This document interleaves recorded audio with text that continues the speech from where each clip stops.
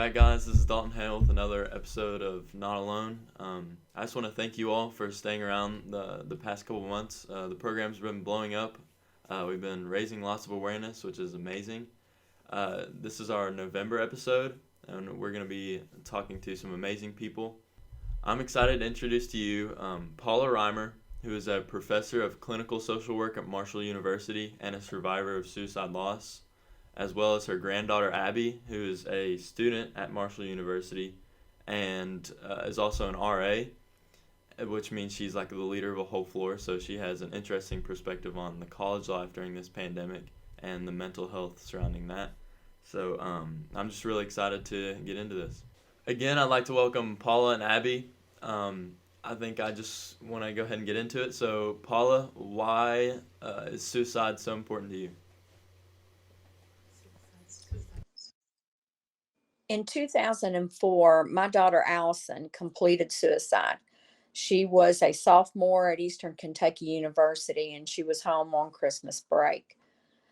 One of the things that we decided that we would be very open about this, that we would not be ashamed to talk about how she died. So about 3 years after Allison had passed away, I decided that I was going to make a major career change. I had been at Our Lady of Bethlehem Hospital at that time for about 22 years. And I just went back to school, decided that I would get a degree in social work and a master's in social work. And now I'm a licensed clinical social worker, work in mental health and substance misuse. And this was what I decided to do to try to make a difference, to try to help somebody that was suffering from depression, anxiety, and substance use. Allison mismanaged the medication that she was prescribed, trying to be able to sleep, trying not to have panic attacks and anxiety, trying to feel like her old self. So she really mismanaged her medications. And so with that, we've tried to help people. As a family, we decided that we were going to be very verbal, that we joined kind of like forces in our area with the American Foundation of Suicide Prevention and did Out of the Darkness walks. I did a lot of grief and bereavement counseling myself. And then whenever I become licensed, I started that as well. Just folks that wanted to come at the public library. We talked about mental health. We talked about how grief is such a big piece of our own mental health. And lots of times we weren't able to just be able to voice what we feel about suicide prevention, because a lot of people don't want to talk about it. They're afraid of it. It's got kind of like that taboo and those pieces that go with that. People have different religious opinions. There's so many different things, but that's kind of like what we did. We were very vocal, and we didn't hesitate to talk to people, that were suffering with depression, anxiety, substance misuse. We were very vocal about it. And I think that helped us to try to understand what had happened in her life. Thank you, Paula, for answering that. I just wanted to ask Abbie the same question. How is suicide and suicide prevention important to you? So I am Paula's granddaughter, which Allison was my aunt, and so my entire life was completely reshaped by this. As long as I can remember, we were always attending Out of the Darkness walks. I used to help my grandmother with Celebrate Recovery at her church. I never knew that it was something you weren't supposed to talk about, because my family was so open about it growing up. Like, how are you feeling today? It's okay if you're not feeling 100. Like, that's always been a big part of my life. And so I didn't realize that other people didn't do that until I got like into high school. And then people didn't want to talk about that. Like a lot of people were struggling because that's a hard time in your life, but nobody wanted to talk about it. Like suicide was just something that you weren't supposed to do, wasn't supposed to talk about.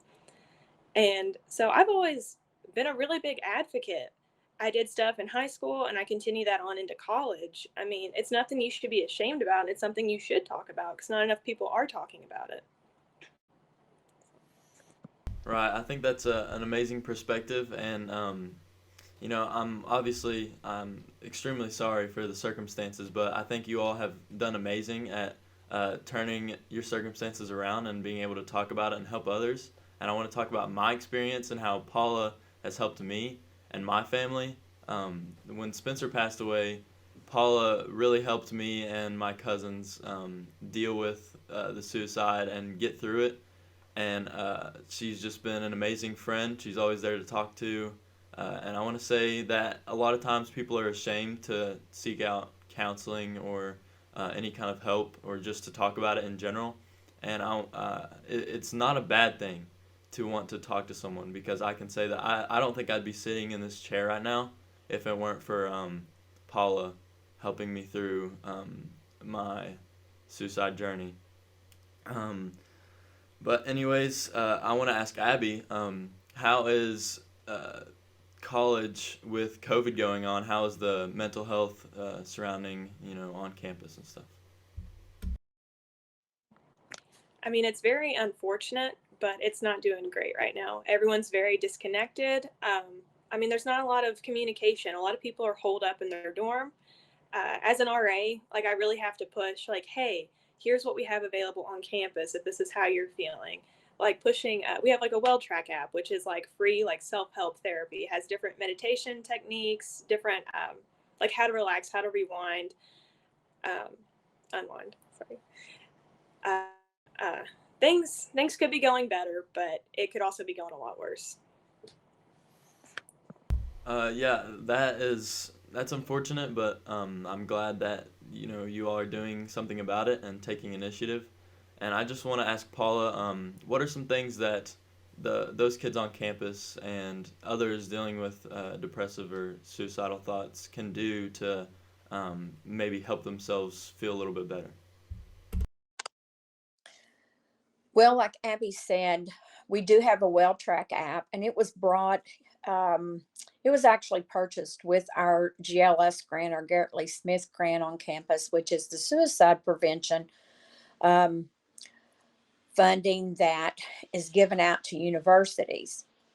We've used it to do what we call QPR trainings, question, persuade, refer, that students actually take. So they'll know what to say to their friends or what they'll be able to see in themselves. So they know, okay, I'm doing these things.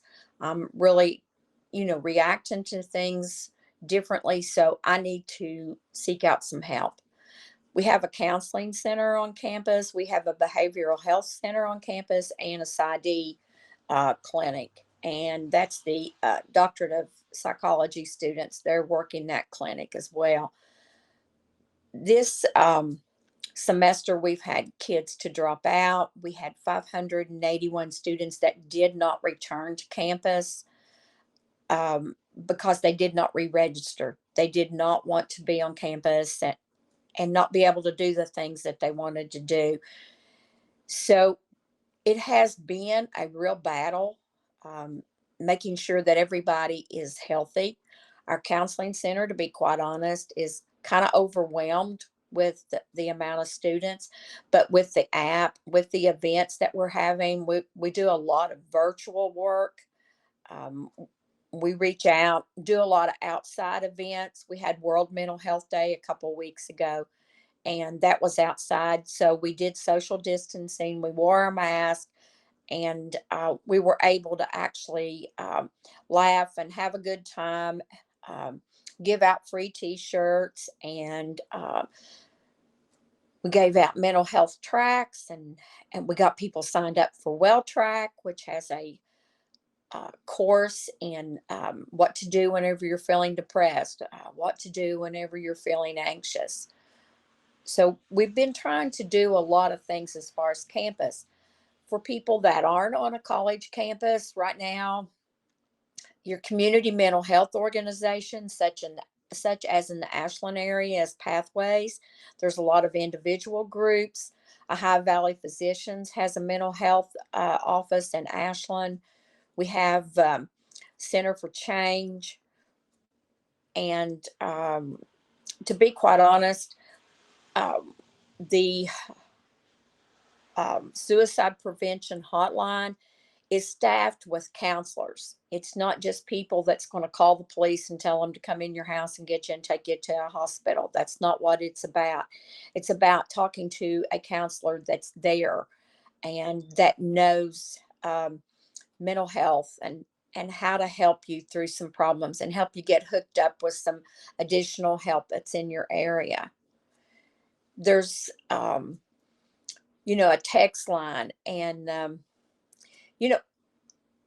we don't always take advantage of all the help that's available, but because we feel like that maybe it's a weakness, there's some stigma attached to reaching out for mental health help. But it's no different than if you have high blood pressure or if you have diabetes or a heart condition. You have to take care of yourself.